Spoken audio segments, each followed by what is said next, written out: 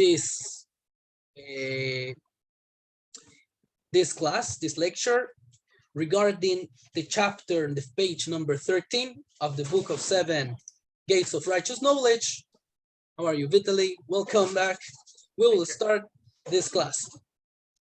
And we ask a question. When I send the email, I was asking the question in the topic. I like to do that so you can see what is the main idea. What is the main idea of the class? What is the answer that we will try to give in the class? So we said, knowing or believing or knowing, what is enough? Believing or knowing in God, what is enough? Why? Because we are used to listen that there is a God, and we can come to the understanding, logical understanding of the existence of God, but also we can come to the logical understanding of how God reveals himself, etc., etc.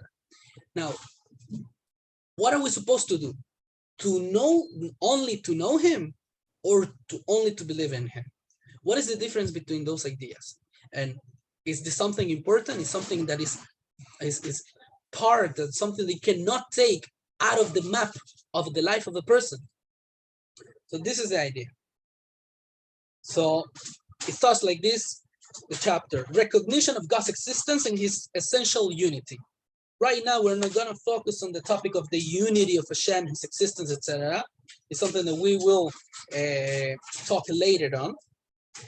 But it starts like this: the foundation of all proper opinions and all proper traits in a person's behavior, as well as the purpose of all knowledge in general, is the knowledge of God. May he be blessed. From the beginning, the author is telling us what is the purpose of the proper behavior. What is the root and the purpose of the proper behavior? Moral behavior, society behavior. And what is the purpose of all the knowledge in general? What is the purpose of philosophy? What is the purpose of science? What is the purpose of all the intellectual knowledge that today we develop as societies and civilization? What is the purpose of all of this? To know God. Therefore, the first required step in the spiritual ascent of a person is to try to know God. There is a verse in Mishlei, Proverbs, that says, "Da'eyu bechol drachecha." You, that is explained like this: Da'eyu, know him, know God, bechol drachecha, in all your ways. Hashem, God, the eternal God, he's not demanding from us to know him in his ways, but to know him through our ways, through your own capacity, your own intellectual capacity, your own language, your own resources. And this chapter is based on the first chapter, the first ideas of the chapter of Mishneh Torah, the foundation of Torah that we are seeing here on the screen, written by the Rambam, which is Mishneh Torah is the oral Torah written. The oral Torah is the tradition of the explanation of the ideas that are intrinsically connected and behind the text of the Pentateuch, the Chumash, meaning the 5 books of Moses and the Tanakh. All that in a general sense is called Torah, which means instruction, law, etc. But the Mishneh Torah comes the Rambam to make a synthesis of the oral Torah and to write it down in a legal way, like a chapter that has different articles and sections and with laws, etc. So I highly recommend to obtain this book. You have amazing translations in English. I can find a proper one and to send you the link so you can enjoy yourself learning this very, very interesting work of the Rambam, especially the beginning of the work that is Sefer Hamada, the book of the knowledge. Okay, so the Rambam starts like this. It starts Mishneh Torah in this way: the foundation of foundations, Yesod HaYesodus. And the Amud Achochmis, and the firmest pillar of all wisdom is Leida Sheyesham Motzui Rishon, to know that there is a first being. So the Rambam, put attention, the Rambam doesn't start saying, and this is halacha, this is a law. The Rambam doesn't say that you need to believe. He says you need to know. In the book says the following: the ultimate mission of greatness of mankind is to gain understanding and knowledge of God. Each person according to his own strength and abilities. In order to achieve this recognition, it is necessary, but not sufficient, for a person to have faith in the principles which the righteous Jewish sages have explained in the past about God. What is the idea? Even though there is a Torah, even though there is a tradition, even though there are ways that you can access to understand Hashem through creation and through the different wisdoms of the world,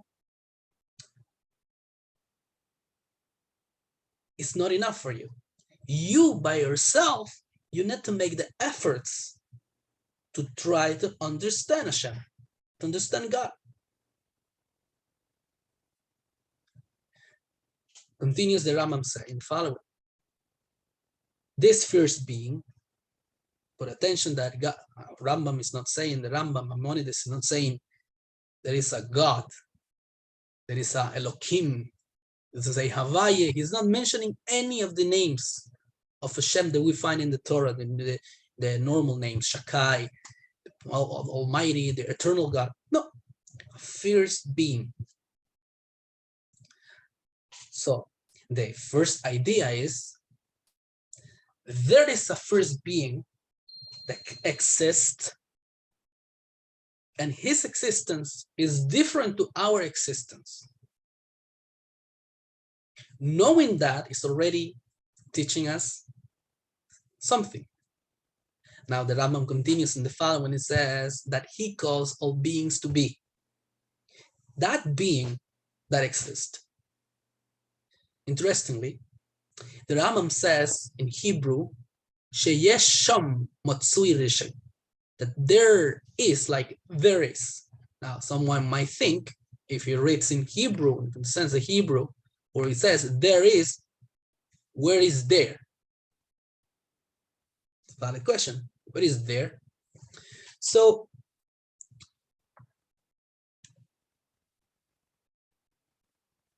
one of the explanations of there, it brings said in one of the commentaries, the classical commentaries of the Mishnah Torah, which is the Kesef Mishnah, and we have it here on the side.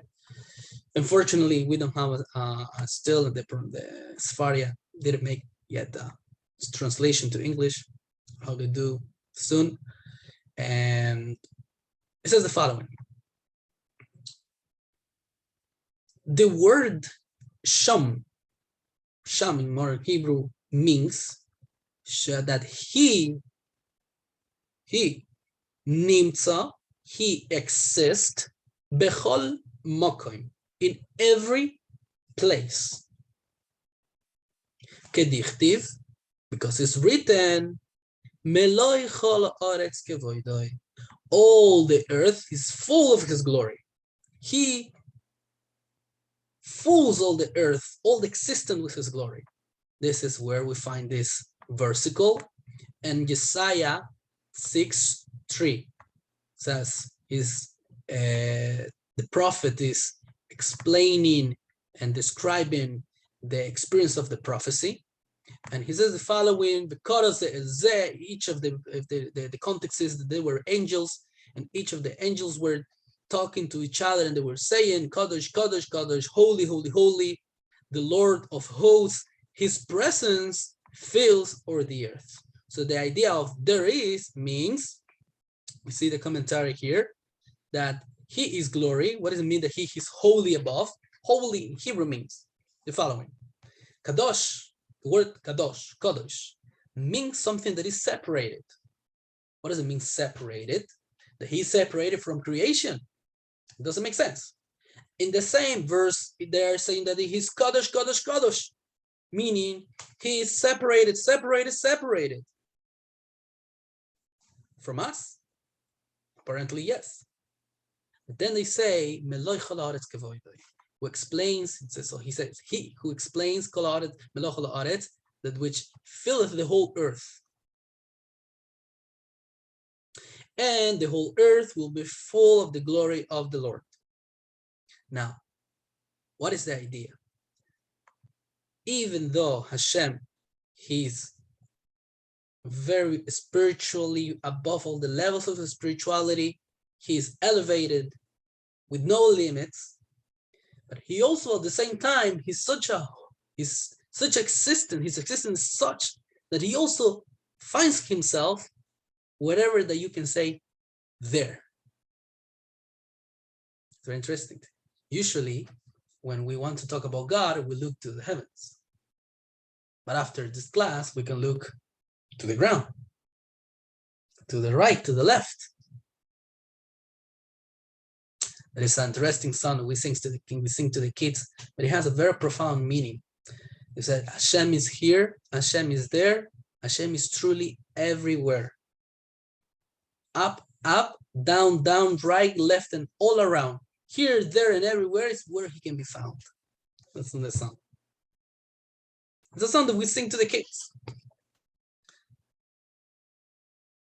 But it's a profound idea. It's the base of the faith, of understanding and drawing closer to God, towards us. Understand. When the moment that we understand him, we are connecting to him. We will talk about that later. So Rambam says there is meaning everywhere. The first being that he caused all beings to be, and that all beings from heaven and earth and from between them could not be safe for the truth of his own being. In Hebrew says the following. All the existing things, all the entities from the heavens and the earth. The heavens is making reference to a spiritual existence, spiritual entities. And earth is making reference to all the literal physical entities. And things that are between them, they didn't come to existence, but from the truth of his existence. This has a big idea in Judaism and in the monotheism of the Torah. Everything that exists is existing, but the existence of every entity is not an independent existence, but is depending all the time of the authentic entity that really exists and doesn't depend on any other entity to exist. That's God. So, another idea that is related to this topic is following. All beings save only the Creator.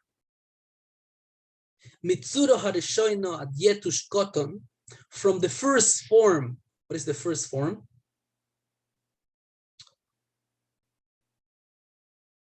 The first form that creation had, to the smallest moth, the most tiny animal.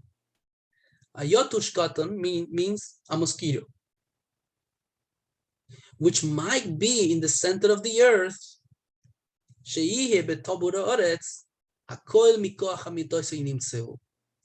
Everything, all of these entities came into being by the power of his truth.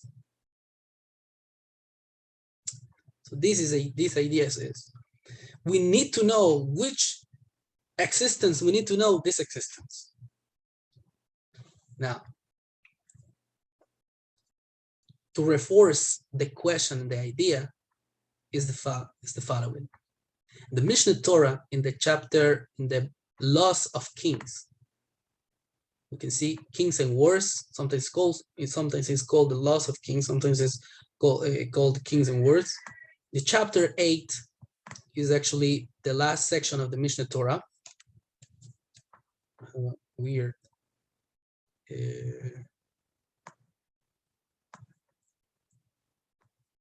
All right, rather the color.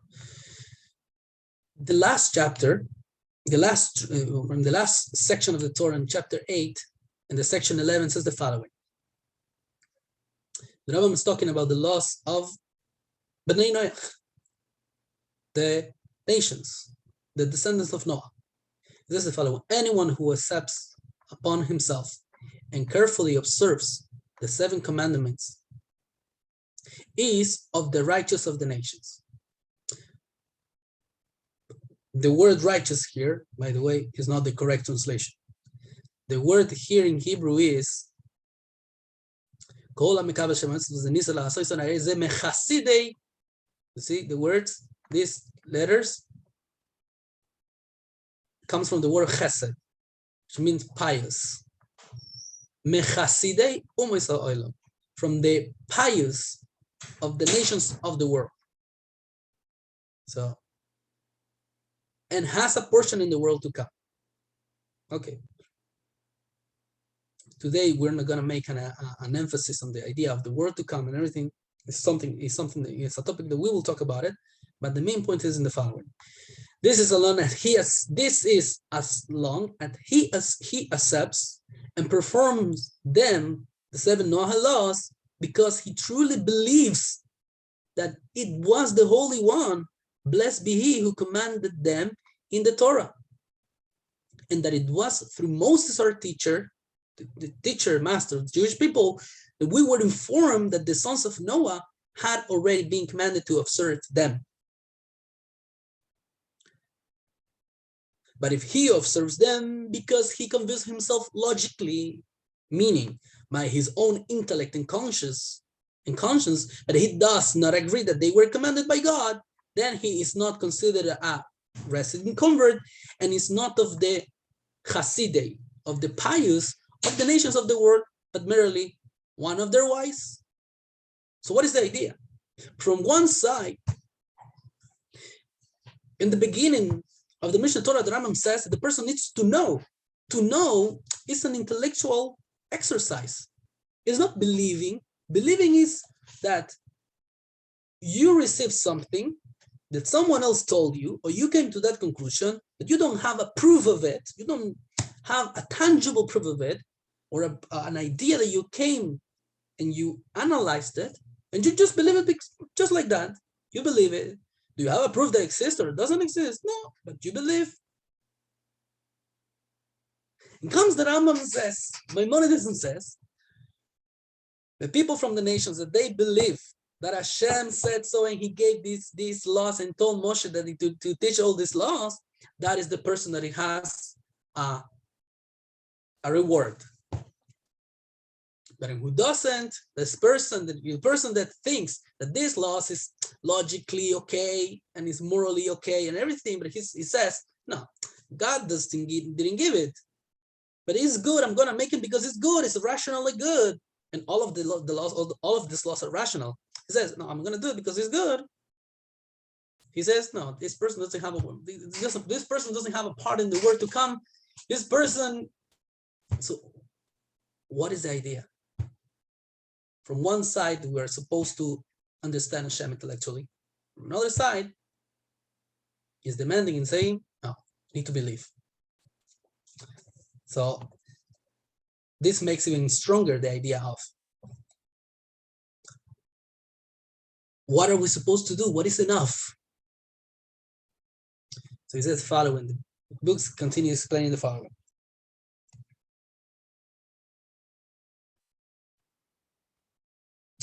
This idea of the ultimate mission and greatness of mankind and gaining understanding and knowledge of Hashem is based on their chain of tradition from Moses, our teacher.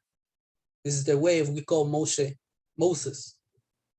And the subsequent true prophets of the Hebrew Bible, all the Tanakh, all the Hebrew Bible and the different prophets, is the same idea. All of them are based on the Torah of Moshe Rabbeinu.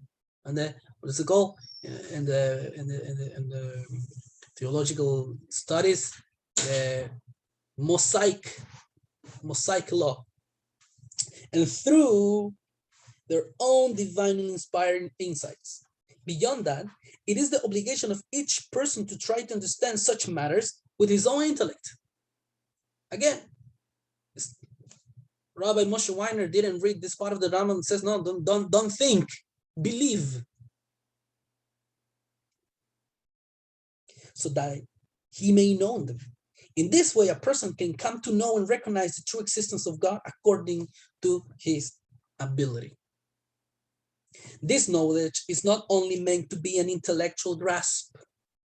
Now, it is important to know and to try to understand the ideas. Yes, it's part of it.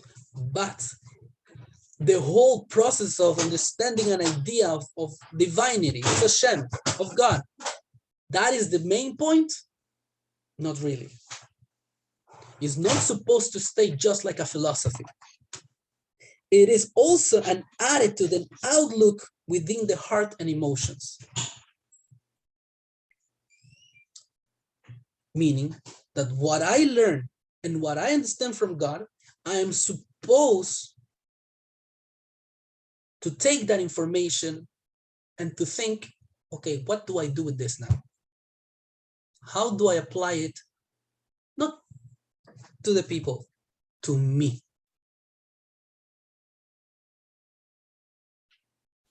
In that manner, the knowledge becomes something that is really part of you, because in the moment that really affects you emotionally, and that is the idea, to affect even emotionally the person, so you are reaching a higher level of this idea. When a person thoughtfully chooses his actions based on his belief in God, this will also draw his personal character traits in these directions. When I believe in Hashem, but not only that I believe in him, but also I want to know about him, and I try to understand the ideas of the Torah and what they teach me about God and his nature, his existence. So, and I also take those ideas and I make them part of myself and part of my life. So I'm not only serving Hashem in an intellectual way and trying to understand Hashem only with my intellect and to be a big philosopher and a person that can't just talk and talk and talk. No, I'm also serving Hashem with my own feelings. That feelings is more about me. And I'm drawing my feelings and my emotions towards that purpose, to know Hashem. This happens because it is a human nature that exercising the ability to control one's action will serve to reveal and draw out his heart's desire for the path he is choosing. In this way, he can demonstrate to himself and those around him that recognizing and internalizing godliness, in addition to desiring it, is within a person's ability. So even though we are human beings, even though what we know is a physical existence, and we might think, who am I to get close to God? God is so high, so holy, like it says, Yeshaya, Kodesh, Kodesh, Kodesh. Who am I? Comes the Torah and teaches you, you were created with a default capacity to imitate God, and not only to imitate, to know him, and through this way, to get close to him. So, you desired, it's possible to do it. It's possible to recognize him. It's possible to experiment him, experiment God. It's a passage in the Torah regarding the doing the commandments. It says, this thing is very close to you.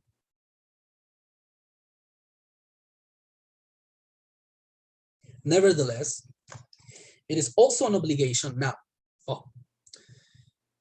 So there is an obligation of the person, a logical obligation, to understand God in intellectual way. Through that intellectual process of understanding God, he needs also to internalize these concepts and to affect his emotions. That's one side of the story. Another side is, and this is something classical in monotheism, and usually in the life, we want to feel good about something in peace and stable when we have only one option, black or white. Usually when we go outside, we put the people in boxes because like this, we feel like there is more order. When there is two things that are opposites and there's a paradox, it's not easy for us to live in that way. So what we rather to put things in one, black and white and black. The monotheism of the Torah teaches us to live with paradoxes and contradictions. That at the end, in the deepest point of it, there is no contradiction, there is no paradox. One of the paradoxes of monotheism is the idea of knowing and believing in God. So it says the following. It's very good, the writing and we will it's very good that you are writing in the chat, and we will talk about it after the class. Perfect. So nevertheless, continue saying, it is also an obligation to believe with simple childlike faith in the creator and master of everything. For as is going to be explained, it is possible for a person to understand and recognize the creator completely. It is impossible, sorry.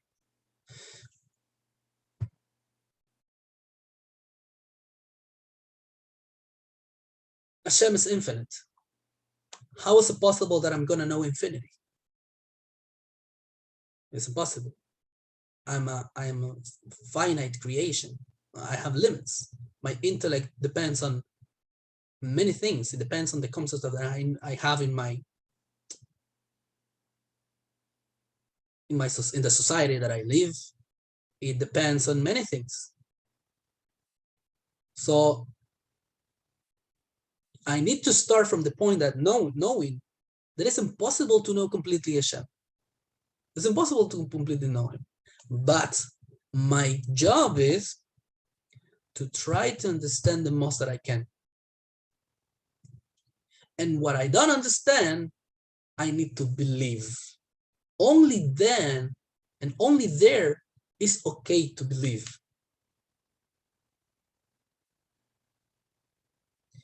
Only a small aspect of God's existence can be understood, because it is essentially entirely beyond the grasp of any creation, including even the greatest prophets and the highest angels.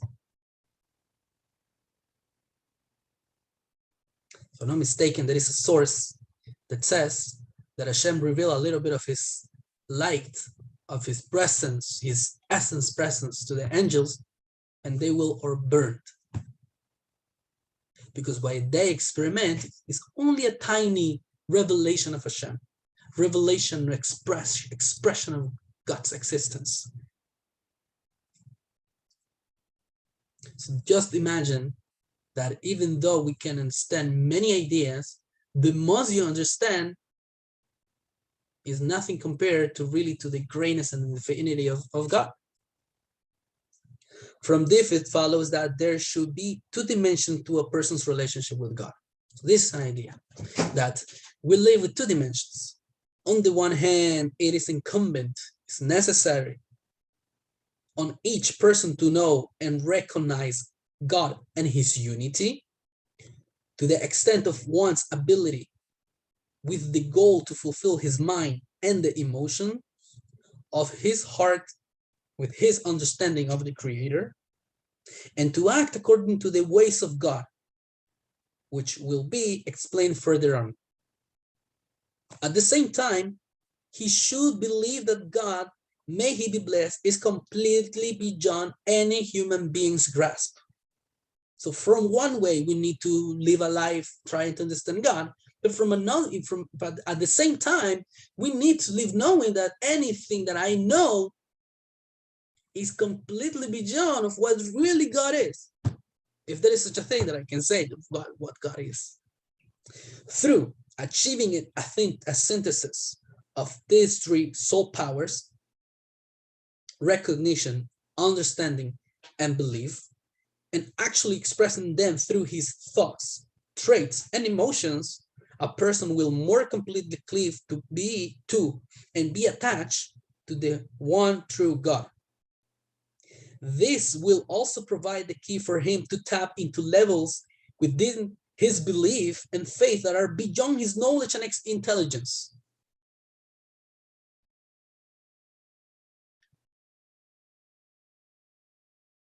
The fact that we are human beings and our intellect is limited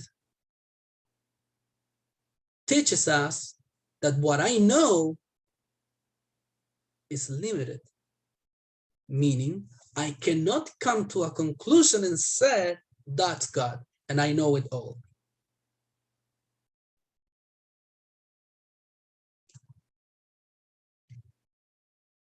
And there's a problem in this idea. There's an issue that if I based all my connection to God in what I understand and what I can intellectually grasp, I am cutting my connection to the infinity of his existence, to the infinity of God. How do I really connect to him? How do I really attach myself to him? Through believing, which is above rational, above any rational idea. Because only above rational, only the supra-rational, which is unlimited, can connect to the unlimited God.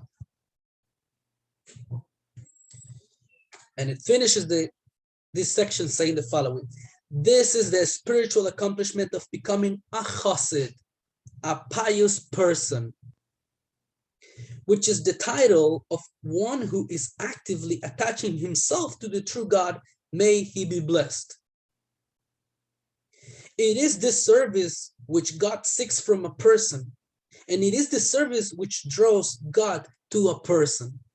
And now we can understand why a person that wants to keep the 7 Noah laws can be called with the title of a chassid, a pious person, only if he believes that God said to Moses that the sons of Noah need to do so. And not only, and the person that says, logically, intellectually, he says these laws are good, and I'm going to make them because they sounds good and intellectually good. He's not connecting really to the main will of God. He's not connected because he's cutting himself. He's putting a limit to himself. Now, this is not correct and it's dangerous. I'll tell you why. Because in the moment that that person thinks and has a different intellectual conclusion about something, he will change. He will change what he thinks is what he can come to say that what is bad is going to be good, and what is good is going to be bad, because what is the base of all his behavior? Only intellect. So even though the 7 Noah laws are laws that you can understand, because that's the way that Hashem wanted to reveal them, that you can grasp them intellectually. What is the root of every law? The will of Hashem. So even though I understand, I do it because Hashem said so. The people needs to do it because Hashem said so. To finish this idea, the Rebbe mentions again and again the same idea of doing the 7 mitzvahs because Hashem said so. Why? And he brings the example of the German nation. The German nation, great philosophers. They had great philosophers. They were the top of the civilization world. But they came to the conclusion, intellectual conclusion, that it was okay to murder millions, not only the Jewish people. The Jewish people is something known, but they came to the conclusion that they need to kill people that they didn't look in a certain way, people that they didn't believe in a certain way, what they consider intellectually, what they consider not the proper human, not the proper person. They took completely the idea that there is a creator, that he created every human, and every individual is important. And therefore, the life is important. And they came to the conclusion, no, what is not important for us and what we think intellectually is not important, we wipe him out from existence, and then we're going to do our own will. And that's why we need to live. And what is enough? Knowing or believing?